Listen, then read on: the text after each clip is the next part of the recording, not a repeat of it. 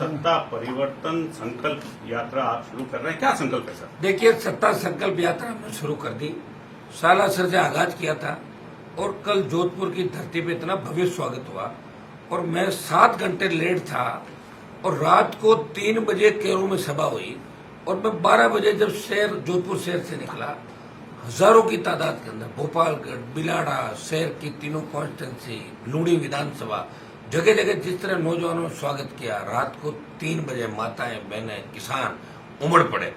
सारे लोग कांग्रेस भारतीय जनता पार्टी से परेशान है, उन व्यवस्था परिवर्तन चाहते हैं और ये जो 80-85 लाख नया वोट जो राजस्थान में जुड़ा, जो पहली बार वोट करेगा, वो चाहता है हम ऐसी पार्टी को वोट करें जो राजस्थान में भ्रष्टाचार का खात्मा करे, पेपर लीक की जो घटनाएं हो खत्म हो, बदरी माफिया का अंत हो, शराब माफिया, भू माफिया, पर्यटन माफिया का खात्मा हो और हमारी बहन बेटियों की इज्जत सुरक्षित कैसे हो, अपराध में हम जो 1 नंबर पर आगे पीछे कैसे जाएं, कांग्रेस बीजेपी के मिले जुले खेल को हम खत्म करें।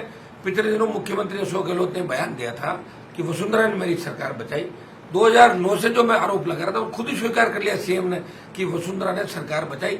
ये मिलाजुली का खेल जो चल रहा है और दिल्ली के खिलाफ जिस तरह नौजवानों के अंदर गुस्सा, अग्निपथ को लेके, किसान बिलों को लेके किसान नाराज है, बढ़ती महंगाई, राजस्थान की ईआरसीपी विशेष राज्य का दर्जा जो पेंडिंग है, आप देख रहे हो ये आरएलपी की ललकार का ही परिणाम है कि मोदी हर तीसरे दिन यहाँ आ रहे हैं। प्रधानमंत्री को हर 3 दिन बाद राजस्थान आना पड़ रहा है और आपने यात्रा की भीड़ देखी होगी बीजेपी कांग्रेस के अंदर, पकड़ पकड़ के लोगों को ला रहे हैं और यह 8 घंटे बाद भी लोग आशीर्वाद देने के लिए खुद अपने साधनों से आ रहे हैं। तो सत्ता संकल्प जो हमने लिया है व्यवस्था परिवर्तन के लिए, क्योंकि सत्ता के बिना व्यवस्था नहीं बदलेगी और व्यवस्था बदलने के लिए सत्ता चाहिए। सत्ता का संकल्प लिया, जो जन समर्थन मिल रहा है, मैं आपको दावे के साथ कहता हूँ कि मारवाड़ की नागौर से जो 43 सीट है उनमें 43 की 43 सीटों पर राष्ट्रीय लोकतांत्रिक पार्टी नंबर 1 और 2 की लड़ाई के अंदर रहेगी और 30 से ज्यादा सीटें आरएलपी मारवाड़ के अंदर जीतेगी। ये मैं दावा के साथ कह रहा हूँ कि पिछली बार भी हमने 18 का जो चुनाव लड़ा उसमें आपने देखा होगा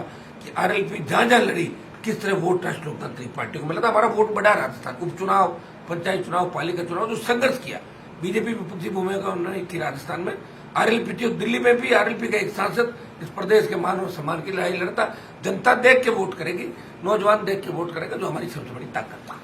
भाजपा ने निकाली परिवर्तन यात्रा, अशोक जी निकाल रहे जन आशीर्वाद यात्रा, अपने आरएलपी भी अभी यात्रा सत्ता संकल्प। क्या कुछ अलग है इन दोनों से? जो लोग आपके साथ में, आपके तो जो है वो जुड़ेंगे। अलग तो पब्लिक देख लेना, आप अलग हमारे मुद्दे देख लें। किसी ने टोल मुक्त राजस्थान की बात नहीं करी, आप बताइए, आप सब जानते हैं। किसी ने बेरोजगारी भत्ते की 18 में बात नहीं करी, हमने करी। बेरोजगारी भत्ता तो हमने घोषणा पत्र के अंदर रखा। किसी ने नहीं कहा कि माफिया हम लगाम लगाएंगे, किसी ने नहीं कहा कि भ्रष्टाचार की जांच कराएंगे।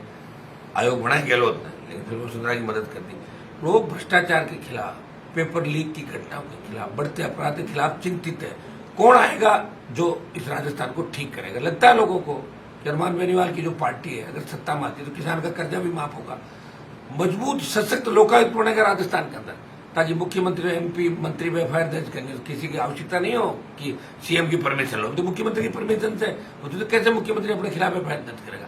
सशक्त लोकायुक्त, फ्री बिजली, टोल मुक्त राजस्थान, माफिया का खौफ खत्म हो और आम किसान जवान का राज राजस्थान के अंदर है। ये हमारा हटके है उससे। और जो समर्थन मिल रहा है आपको खुद को ही लग रहा है कि एक व्यक्ति, भाई कांग्रेस बीजेपी 70 साल से बड़ी पार्टियां इस देश प्रदेश के अंदर, और उनका मुकाबला एक व्यक्ति कर रहा है, किसान का बेटा, जिसके साथ किसानों जवानों की फौज है।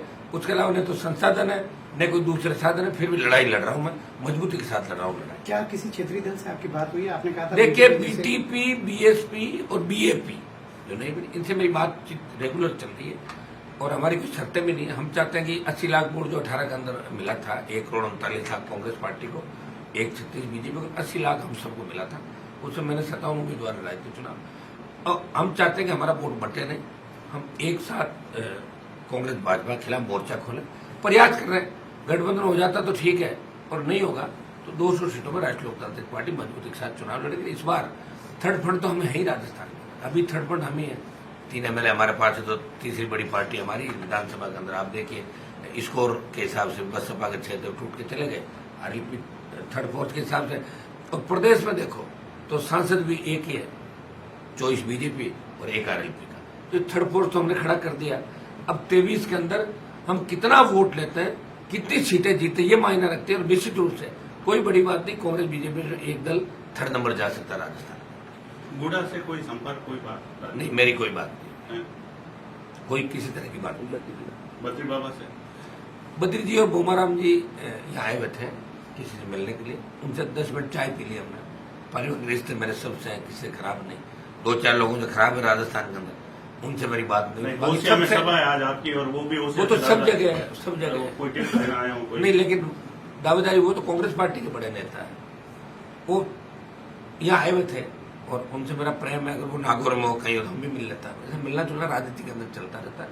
हम शादी ब्याह मिलना जुलना ये तो हम सब लोग आपस में करते रहते, पॉलिटिकल कोई चर्चा नहीं। भूमाराम जी मेरे पार्टी के वरिष्ठ नेता है ओसिया के अंदर, वो दोनों किसी काम के लिए साथ आए थे, दोनों की मुलाकात एक साथ हुई, योग संयोग बढ़ गया।